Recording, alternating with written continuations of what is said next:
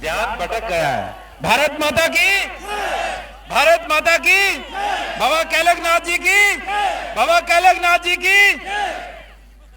सबसे पहले युवा साथी ध्यान देंगे कि जब हम फौज में देखते हैं, फौजी जब लेक्चर सुन रहा होता है तो फौजी कैसे बैठता है?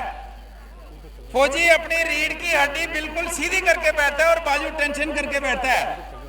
रीढ़ की हड्डी सीधी करने का मतलब है कि आप पूरे टेंटेटिव हो, आप अपने टीचर को या जो स्टेज पे उसको सुन रहे हो। अगर आप ढीले बैठे हो, आपकी कमर झुकी हुई है, तो इसका मतलब आपका ध्यान कहीं और है।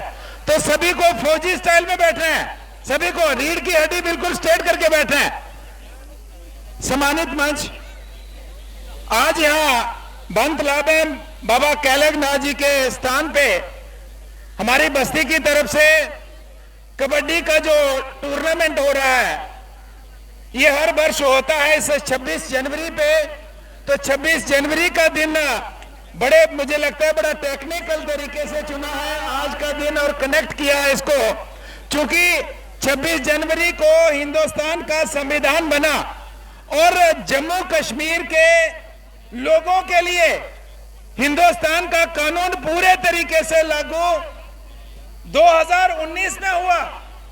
हमें इंतजार करना पड़ा 70 बरस 72 बरस तक हमें इंतजार करना पड़ा, क्योंकि भारत का जो कानून था वो जम्मू कश्मीर को छोड़ के पूरे भारत में लागू होता था। मेरा कहने का मतलब ये है कि पार्लियामेंट के अंदर जब कानून बनता था पूरे भारत में उसी समय लागू होता था, लेकिन जम्मू कश्मीर में तब लागू होता था जब जम्मू कश्मीर की असेंबली इसको पारित करती थी, और जम्मू कश्मीर की असेंबली वही कानून पारित करती थी जो उनको सूट करते थे। जो भारत के बनाए हुए पार्लियामेंट के कानून जम्मू कश्मीर के उन नेताओं को सूट नहीं करते थे, वो यहाँ लागू नहीं करते थे।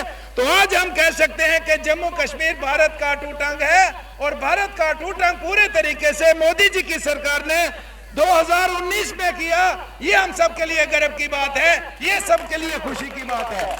तो मुझे लगता नहीं कि इसमें ज्यादा हमें इसमें कोई चर्चा करने की जरूरत है। मेरे से पहले जो हमारे माननीय कार्यकर्ता, उन्होंने बहुत अच्छे तरीके से आज के इस प्रोग्राम के बारे में जानकारी दी, लेकिन मैं लास्ट में आपको सभी युवाओं को ये कहना चाहता हूं, हमारा भारतवर्ष मजबूत तभी हो सकता है जब भारत का युवा मजबूत होगा।